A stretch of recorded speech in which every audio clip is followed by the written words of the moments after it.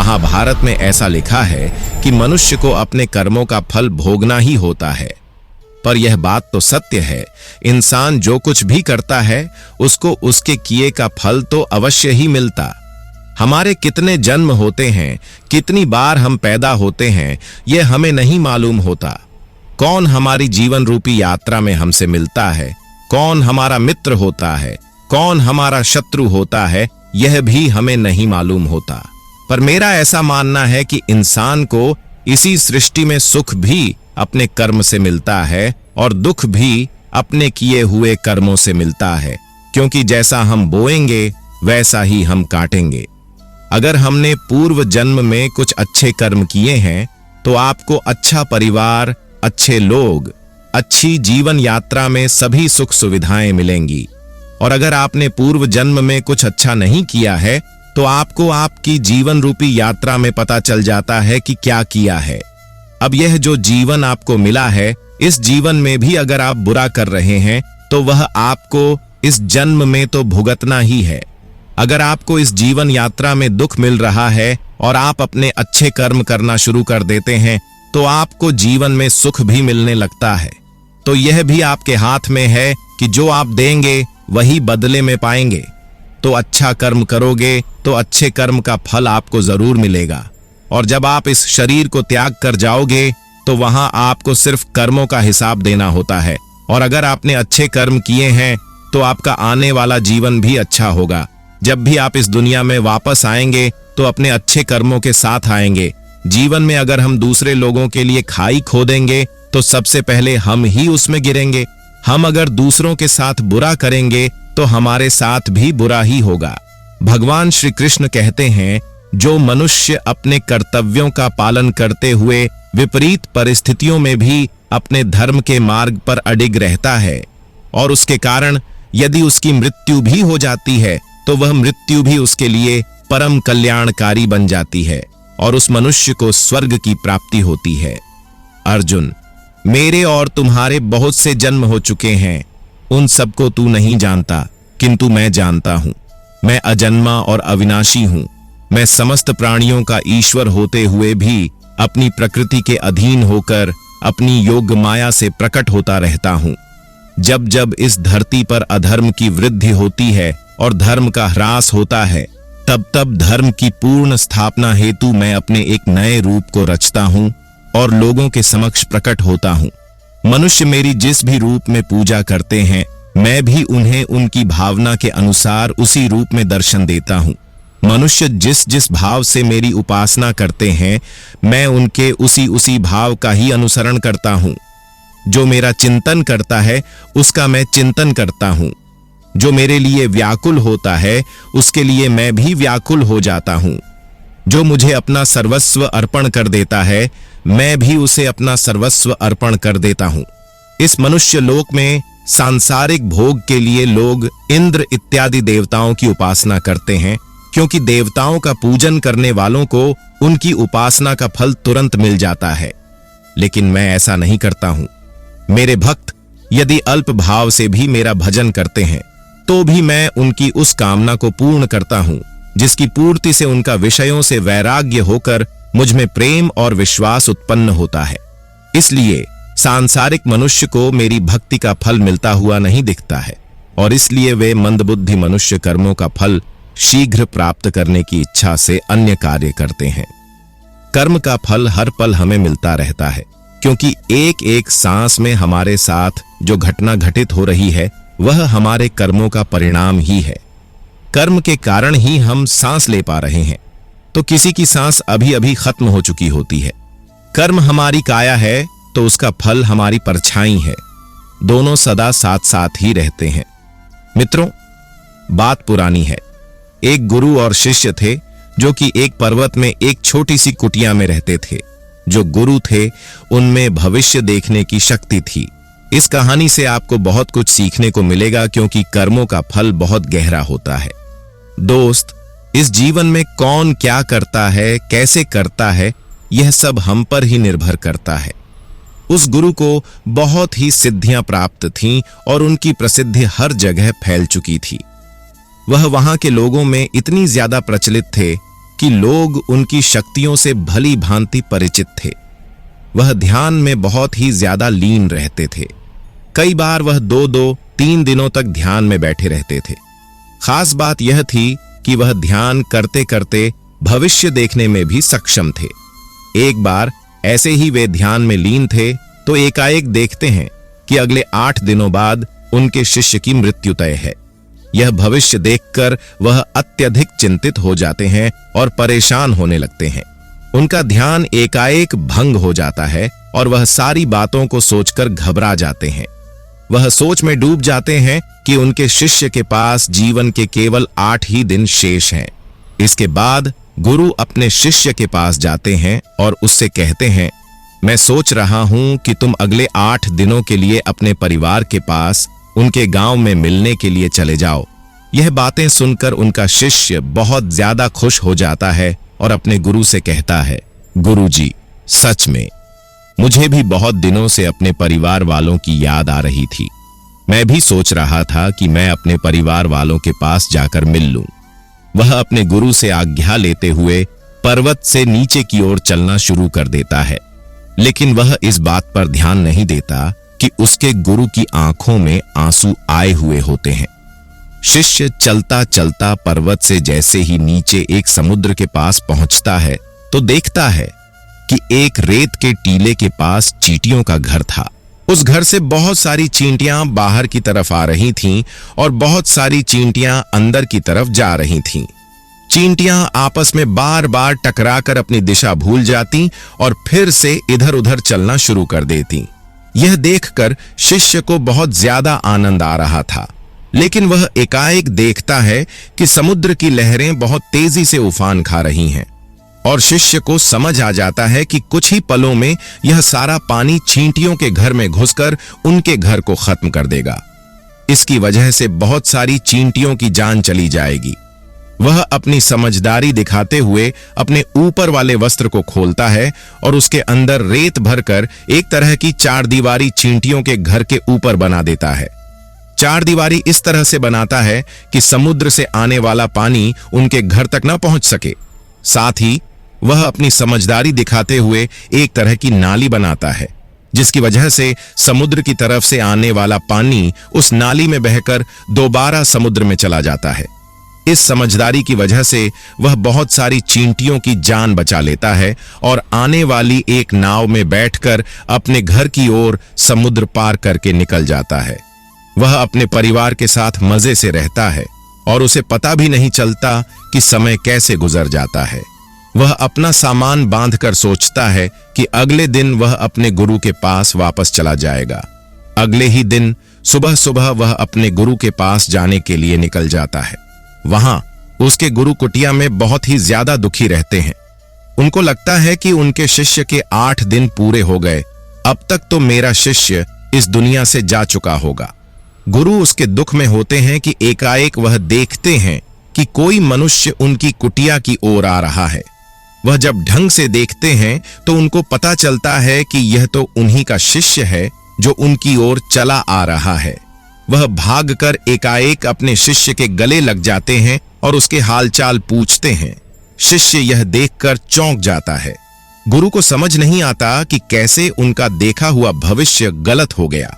वह अपने शिष्य से पूछते हैं, बेटा, तुमने इन 8 दिनों में क्या-क्या किया? शिष्य अपने परिवार के साथ बिताए हुए सारे पलों के बारे में बता देता है, लेकिन गुरु को इन 8 दिनों में ऐसा कुछ भी खास नहीं लगता। फिर शिष्य कहता है, मैं आपको एक बात बताना भूल गया। जब इस पर्वत से मैं नीचे समुद्र की ओर गया था, तब मैंने ऐसे ही कहीं चींटियों की जान बचाई थी। इसके बाद गुरु समझ जाते हैं कि उसके कर्मों की वजह से ही वह शिष्य बच पाया था। गुरु एकाएक कहते हैं, कर्म जरूर लौट कर आते हैं। तो साथियों, इस कहानी से हमें यह सीख मिलती है कि जीवन में हमेशा ऐसे कर्म करो जो कभी लौट कर भी आए तो आपका भला ही करें। हमारे कर्म हमेशा लौट कर वापस जरूर आते हैं, तो हमेशा ध्यान रखें कि किसी का बुरा न सोचें और न ही किसी का बुरा करें, बल्कि सबका भला सोचें। और यदि कोई बुरा भी करता है तो उसे भगवान के भरोसे छोड़ दें, क्योंकि भगवान सभी को एक दिन उनके कर्मों का फल जरूर लौटाते हैं। गीता में भगवान श्री कृष्ण महाराज ने संदेश दिया है, अवश्यमेव भोक्तव्यम कर्मणाम शुभाशुभम, अर्थात व्यक्ति को अपने किए हुए शुभ और अशुभ सभी कर्मों का फल अवश्य ही भोगना होता है। नीति शास्त्रकारों ने मनुष्य के कर्म करने की तुलना किसान से की है। वे कहते हैं, यो यद् वपति बीजानि लभते तादृशम फलम, अर्थात जिस प्रकार एक किसान अपने खेत में जिस फसल का बीज बोता है वही फसल के रूप में प्राप्त करता है। इस सिद्धांत के विरुद्ध न कभी कुछ हुआ है और न ही आगे होगा। इसलिए कहावत प्रसिद्ध है, बोए पेड़ बबूल के तो आम कहां से हुए। यही व्यवस्था परमात्मा द्वारा बनाई गई सृष्टि में मनुष्यों के ऊपर लागू होती है। परमात्मा ने मनुष्य को कर्म करने के लिए स्वतंत्र रखा है। इंसान जैसा चाहे वैसा कर्म कर सकता है। अच्छे या बुरे कर्म मनुष्य की विवेक शक्ति पर निर्भर करते हैं। मनुष्य अपने जीवन में जैसे जैसे कर्म करता जाता है वैसे वैसे ही उसका जीवन बनता जाता है। परंतु परमात्मा ने मनुष्य को केवल कर्म करने की स्वतंत्रता दी है। कर्म फल व्यवस्था परमात्मा के अधीन है। जैसे कर्म किए हैं वैसा ही फल मिलेगा, यह निश्चित है, क्योंकि परमात्मा न्यायकारी है। परमात्मा मनुष्य द्वारा किए गए प्रत्येक कर्मों को जानने वाला है। परमात्मा के आगे किसी की सिफारिश नहीं चलती। इस कलयुग में तो लोग रिश्वत देकर अपना काम निकालते हैं, लेकिन परमात्मा को कोई रिश्वत नहीं दे सकता। इसलिए परमात्मा को पूर्ण न्यायकारी कहा गया है। परमात्मा की अटल न्याय व्यवस्था से कोई भी न तो आज तक बचा है और न ही आगे बचेगा। इसलिए अच्छे कर्म करने वाला व्यक्ति कभी डरता नहीं। बुरा कर्म करने वाला व्यक्ति हर समय भयभीत होता है। उसके मन में सदैव यह शंका रहती है कि कहीं मेरे बुरे कर्म सामने न आ जाएं। बुरे कर्मों के सामने आते ही उसे उन कर्मों का फल मिलना शुरू हो जाता है। ईश्वर द्वारा सभी प्राणियों को कर्म करने की स्वतंत्रता मिली है। कोई भी प्राणी कभी भी इच्छा अनुसार कैसा भी कर्म कर सकता है। इन कर्मों की आजादी के कारण ही जीवन में नयापन बना रहता है। यदि कर्म करने की आजादी न हो तो जीवन में जीवन जैसा कुछ भी नहीं रहेगा। इसी आजादी के कारण व्यक्ति पाप, पुण्य या मुक्ति में गति कर सकता है।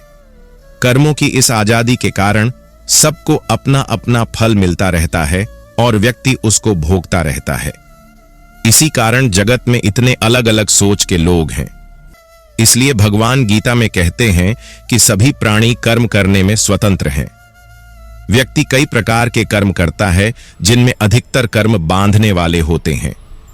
बांधने का मतलब है ऐसे कर्म जो अपना फल देकर व्यक्ति को जगत में फंसाए रखते हैं, क्योंकि यह कर्म आसक्ति और अहंकार से किए जाते हैं। वहीं कुछ दूसरे प्रकार के कर्म होते हैं जिनमें हम कर्म तो करते हैं, लेकिन उनका फल हमारे चित्त में इकट्ठा नहीं होता। ऐसे कर्मों को करने की तकनीक भगवान बताते हैं कि कर्म ऐसे किया जाए कि उसके फल में आसक्ति न रहे। इसके लिए भगवान कहते हैं कि तू इन कर्मों को मुझे अर्पण कर दे। यह एक ऐसी प्रक्रिया है जिसमें व्यक्ति के अंदर कर्म करने का अहंकार नहीं रहता और उस कर्म के फल की इच्छा भी नहीं रहती। इस प्रकार यह कर्म शुद्ध कर्म कहे जाते हैं, जो व्यक्ति को बंधन में नहीं डालते बल्कि मुक्ति में सहायक होते हैं। भगवान यदि कह रहे हैं कि कर्मों और कर्म फलों को मुझे अर्पण कर दें, तो इसका मतलब यह नहीं कि भगवान हमारी कर्मों और फलों की आजादी पर अंकुश लगा रहे हैं, बल्कि कर्म करने की सही विधि हमें सिखा रहे हैं, जिससे कर्म भी हो जाए और वह कर्म हमें परेशान भी न करे। हमारे शास्त्रों में कहा गया है कि व्यक्ति जिस प्रकार का व्यवहार समाज के प्रति करता है, उसे भी वैसा ही व्यवहार करना चाहिए। जो इंसान हमारी संस्कृति, सभ्यता और धर्म को नष्ट करने पर तुला हुआ है, ऐसे दुष्टों का तो वध ही कर देना चाहिए। वेद में लिखा हुआ है, मायाभिर्मायनन सक्षदिन्द्र, अर्थात हे मनुष्य, तू मायावियों, दुष्टों और छल करने वालों को मार गिरा। महर्षि व्यास का कथन है कि जो मनुष्य जिसके साथ जैसा व्यवहार करे, उसके प्रति वैसा ही व्यवहार करना चाहिए। यह धर्म है।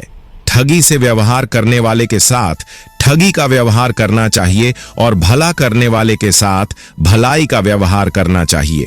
इस प्रकार शास्त्रों और वेदों में दुष्टों की निंदा की गई है और यथोचित व्यवहार करने का आदेश दिया गया है। गीता में श्री कृष्ण कहते हैं, हमारा भाग्य हमारे ही अतीत के कर्मों का फल है। इस तरह हम आज जो कर्म कर रहे हैं वह हमारे आने वाले कल को निर्धारित करेंगे। इसीलिए हमें हमेशा अपने कर्म अच्छे रखने चाहिए ताकि हमें इसका फल भी अच्छा ही मिले।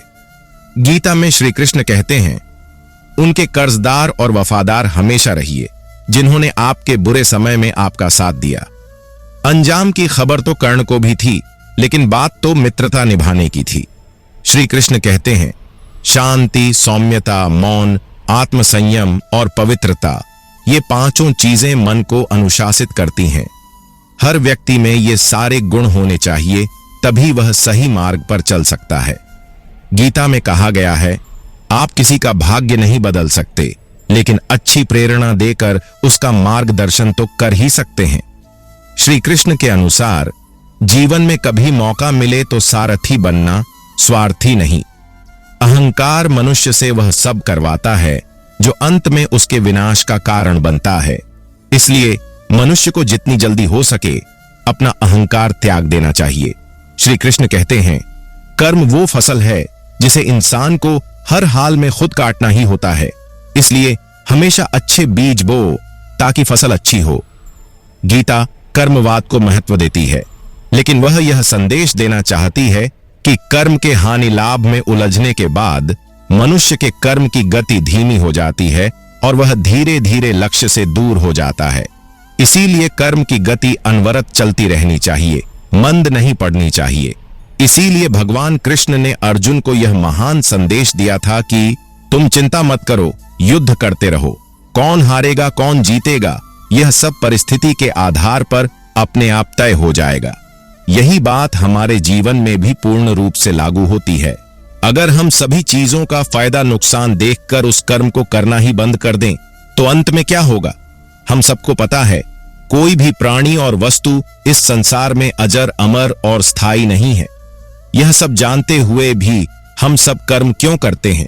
क्योंकि इस संसार की व्यवस्था सुचारू रूप से और बिना बढ़ा के अराजकता की स्थिति में आए बिना सुचारू रूप से चलती रहे। हमारे माँ बाप ने हमें पैदा किया और अगर वो यह बात सोचने लग जाते कि पता नहीं यह वृद्धावस्था में हमारा सहारा बनेगा या नहीं, तो हो सकता था वो हमें धरती पर लाने का इरादा भी त्याग सकते थे। लेकिन उन्होंने अपना कर्म किया और फल ईश्वर के हाथ में दे दिया। तभी हम धरती पर आए और ईश्वर चाहेगा तो हम उनकी अच्छी सेवा भी कर पाएंगे। गीता के अनुसार पुनर्जन्म भी होता है।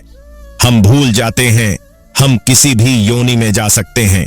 जो भोग योनियां हैं उनमें परेशान होने पर आत्महत्या तक का अधिकार नहीं होता है। एक बैल कितना भी परेशान हो जाए वह अपनी मर्जी से मर भी नहीं सकता। जो भी किया है भोगना ही होगा। किसी ने बहुत अद्भुत बात कही है कि अगर आंखें सचमुच हमेशा के लिए बंद होने से पहले खुल जाएं तो जिंदगी सुधर जाती है। दोस्तों, अगर हम कुछ कर्म ही नहीं करते तो हमारा जीवन ही व्यर्थ है, और अगर हम मेहनत से काम करेंगे तो उसका फल जरूर मिलेगा। दोस्तों, मेहनत ही सफलता का शॉर्टकट है, कोई अन्य शॉर्टकट नहीं। तुम्हें मेहनत करनी होगी, मेहनत करनी ही होगी। आपको ईमानदारी से प्रयास करने होंगे। अगर आप कहते हैं कि परिणाम अच्छा नहीं आया तो आपको खुद से पूछना होगा कि क्या हमारे प्रयासों में कोई कमी है। दोस्तों, पुराणों में कहा गया है कि जो कुछ भी हमें मिलता है, माता पिता, भाई बहन, पति पत्नी, बहू बेटे, ये सब हमारे पिछले जन्म के आधार पर ही मिलते हैं। लोगों से इस जन्म में हमारा रिश्ता है। ये वही लोग हैं जिनसे हमारा कभी न कभी कोई रिश्ता जरूर था, कोई हिसाब किताब था जिसे पूरा करने के लिए भगवान हमें धरती पर भेजते हैं। दोस्तों, एक बार किसी गांव में एक किसान अपने परिवार के साथ रहता था। उसकी पत्नी और वह बहुत ही नेक विचारों के इंसान थे। उनकी एक बेटी भी थी जो कि अपाहिज थी। किसान और उसकी पत्नी दोनों ही अपनी पुत्री को अपाहिज देखकर बहुत दुखी रहते थे। उन्होंने अपनी बेटी के पांव का इलाज भी करवाया, परंतु कोई फायदा नहीं हुआ। इसी कारण किसान और उसकी पत्नी दोनों अपनी बेटी की सेवा करते थे, उसके पैरों की मालिश करते थे और उसे अपने हाथ से खाना खिलाते थे। किसान यह सोचकर परेशान रहता था कि उसके बाद उसकी बेटी का क्या होगा, उसका ध्यान कौन रखेगा। किसान के गांव के पास दूसरे गांव में एक प्रसिद्ध संत महात्मा रहते थे। किसान अपनी पत्नी के साथ उन संत महात्मा की सेवा करने जाते थे, उनके उपदेश सुनते थे और वहां पर आए हुए लोगों की सेवा करते थे। एक दिन जैसे ही महात्मा जी का प्रवचन खत्म हुआ, किसान ने कहा, संत महात्मा, मैं और मेरा परिवार आपकी और लोगों की बहुत सेवा करते हैं, कभी किसी का बुरा नहीं करते, अहिंसा के मार्ग पर चलते हैं और सच्चे मन से भगवान की पूजा अर्चना करते हैं। फिर भी हमारी बेटी अपाहिज क्यों पैदा हुई? उसे अपाहिज देखकर हमें बड़ा दुख होता है। किसान की यह बात सुनकर महात्मा ने अपने नेत्र बंद कर लिए और कुछ समय बाद वापस नेत्र खोले। फिर वे बोले, मैंने तुम्हारा पूर्व जन्म देख लिया है। यह सब तुम्हारे पूर्व जन्म के पापों का फल है। पूर्व जन्म में तुम अपनी पत्नी और बेटे बहू के साथ रहते थे। तुम्हारा बेटा नगर के बाहर राजा के यहां नौकरी करता था और पिछले जन्म में जो तुम्हारी बहू थी वही अब तुम्हारी बेटी है। भाई, तुम्हारे घर में एक दुधारू गाय भी थी जिसकी तुम बहुत सेवा करते थे, लेकिन अपनी बहू के साथ तुम्हारा व्यवहार बहुत गलत था। तुम सदा अपनी बहू को बहुत परेशान करते थे और उसे हर समय बुरा भला कहते थे। तुम्हारी बुरी बातें सुनकर तुम्हारी बहू बहुत परेशान थी, लेकिन फिर भी वह कुछ नहीं बोलती थी। एक बार की बात है, वह अपनी सहेली के साथ मेला देखने चली गई। वापस आने पर तुमने गुस्से में एक डंडा उसकी तरफ फेंका, जिससे उसके पैर की हड्डी टूट गई। वह एक पैर उठाकर चलने लगी और पूरे जन्म में परेशान ही रही, लेकिन फिर भी उसने कुछ नहीं कहा। इस जन्म में तुम्हारी बेटी तुम्हारी वही बहू है जो अपना हिसाब पूरा करने के लिए आई है। जैसे तुमने उसे पिछले जन्म में रुलाया था, वह इस जन्म में तुम्हें रुला रही है। हालांकि तुमने गाय की सेवा की थी, जिसके कारण तुम्हें इस जन्म में निर्मल बुद्धि मिली है और तुम्हारा बड़ा कष्ट नहीं हुआ। तुम्हें अपने कर्मों की ही सजा मिली है। इसलिए हमेशा अच्छे और नेक कर्म करने चाहिए। कर्म का फल हर पल हमें मिलता रहता है, क्योंकि हमारी सांसों के साथ जो भी घटना घटित हो रही है वह हमारे कर्मों का ही परिणाम है। कर्म के कारण ही हम सांस ले रहे हैं, तो किसी की सांस अभी अभी खत्म हो चुकी होती है। कर्म हमारी काया तो उसका फल हमारी परछाई है, दोनों सदा साथ साथ ही रहते हैं। कर्म के कारण ही कोई आसानी से सांस ले पाता है, तो कोई दमे में दम घुटता महसूस करता है। कर्म का फल हमको जागते, सोते, उठते, बैठते भोगना ही होता है। कुछ कर्मों का फल तो तुरंत मिलता है, तो कुछ कर्मों के फल के लिए जन्मों जन्म इंतजार करना होता है। जैसे किसी ने आज में हाथ डाला तो तुरंत जल जाएगा, उसके लिए कल या परसों नहीं लगेगा। किंतु यदि आपने किसी का खून किया है, किसी को बेतहाशा तंग किया है, तो हो सकता है इस जन्म में इसका फल न मिले, लेकिन देर सवेर जरूर इसका दुष्परिणाम आपको भुगतना होगा ही। इसके फल से कोई बच नहीं सकता। चाहे ईश्वर का अवतार भगवान राम ही क्यों न हो, उन्होंने भी बाली को छुप कर मारा था। उसके परिणाम में उन्हें श्री कृष्ण अवतार में उसी बाली के हाथों मारा गया जो शिकारी रूप में आया था। इसी प्रकार यदि आपने किसी की मदद की है, तो ईश्वर वह मदद आप तक किसी न किसी माध्यम से कई गुना करके लौटा देंगे। न अच्छा कर्म मिटता है, न बुरा कर्म, यहां तक कि हमें मानसिक कर्मों की सजा भी मिलती है। इसलिए कहा जाता है, जैसे गाय का बच्चा हजारों गायों की संख्या में भी अपनी मां को ढूंढ लेता है, वैसे ही कर्म अपने कर्ता को भी हर हाल में ढूंढ लेता है। यदि आपने किसी का लिया पैसा नहीं लौटाया, तो किसी जन्म में उसके नौकर या पालतू जानवर बनकर उसकी सेवा और चाकरी करेंगे, पर हिसाब तो पूरा होकर रहेगा। किसी का भला चाहा है तो वह भी आपकी किस्मत के कांटे कब दूर कर देगा, आप समझ ही नहीं पाएंगे। अतः सेवा, दान, परोपकार जैसे पुण्य कर्म हमारे कर्म बंधनों को काटते हैं। इसलिए शास्त्रों में सत्कर्म करने पर जोर दिया गया है, क्योंकि अंततः हमारा उद्देश्य सभी कर्म बंधनों से मुक्त होना ही है। जब हम कर्म का सिद्धांत समझेंगे, तभी इस चक्रव्यूह से बाहर आ पाएंगे। हर कर्म का फल अलग अलग मिलता है, अर्थात बुरे कर्म के फल अच्छे कर्म के फल से निरस्त नहीं होते। कुछ कर्मों जैसे दैनिक दिनचर्या के कर्मों के फल तो साथ के साथ ही मिल जाते हैं, परंतु कुछ कर्मों के फल संचित हो जाते हैं और कुछ समय पश्चात इसी जन्म में या आने वाले जन्मों में प्रारब्ध के रूप में मिलते हैं। वर्तमान में किए जा रहे कर्म क्रियामान कर्म कहलाते हैं। ऐसे क्रियामान कर्म जिनके फल साथ के साथ नहीं मिलते, वे संचित कर्म कहलाते हैं। संचित कर्म प्रारब्ध के रूप में विभिन्न योनियों में भोगे जाते हैं और क्रमशः निरस्त होते जाते हैं। सबसे अंत में जीव पुनः बचे हुए कर्मों को प्रारब्ध के रूप में लेकर मनुष्य योनि में आता है। अन्य योनियों और मनुष्य योनि में यह अंतर है कि अन्य योनियों में जैसे जैसे कर्म भोगे जाते हैं वे निरस्त होते जाते हैं, परंतु मनुष्य योनि में प्रारब्ध कर्म भोगे जाने पर निरस्त तो होते हैं, परंतु हर भोगे जाने वाला कर्म नए कर्म पैदा करता जाता है। दरअसल मनुष्य योनि में भोगे जाने वाला कर्म प्रारंभ में क्रियामान कर्म होता है, जो फिर संचित और प्रारब्ध कर्मों का स्रोत बनता है। इस प्रकार यह चक्र युग युगांतरों तक चलता रहता है, जब तक जीव को मोक्ष की प्राप्ति नहीं हो जाती, अर्थात जब तक वह जन्म मरण के चक्र से छूट नहीं जाता। संक्षेप में मोक्ष का भी जिक्र कर लेते हैं, क्योंकि मोक्ष भी तो हमारे द्वारा किए जाने वाले कर्मों के तरीके पर निर्भर करता है। जब जीव के पाप और पुण्य दोनों प्रकार के कर्म फल शून्य हो जाते हैं, तो वह मोक्ष का सुपात्र बन जाता है। गीता और ब्रह्म विद्या शास्त्र में कहा गया है कि जब हम कर्म निष्काम भाव से करते हैं, तो हमें उन कर्मों के फलों को भोगना नहीं होता। इसका यह अर्थ निकलता है कि मनुष्य योनि में यदि हमारे प्रारब्ध के कर्मों को भोगने का तरीका निष्काम होगा, तो प्रारब्ध के कर्म तो निरस्त हो जाएंगे, परंतु नए कर्म नहीं मिलेंगे, अर्थात न संचित होंगे और न ही नया प्रारब्ध बनेंगे। निष्काम कर्म अर्थात स्वयं को परमेश्वर का दास समझते हुए परमेश्वर के वचनों के अनुसार अपने कर्तव्य निभाना, परंतु उनके फल की इच्छा न रखना। तो दोस्तों, भगवान श्री कृष्ण की इन बातों से हमें यह सीख मिलती है कि हमेशा अच्छे ही कर्म करने चाहिए और कभी किसी का बुरा करना तो दूर, बुरा सोचना भी नहीं चाहिए, क्योंकि यह जिंदगी कुछ दिनों की है।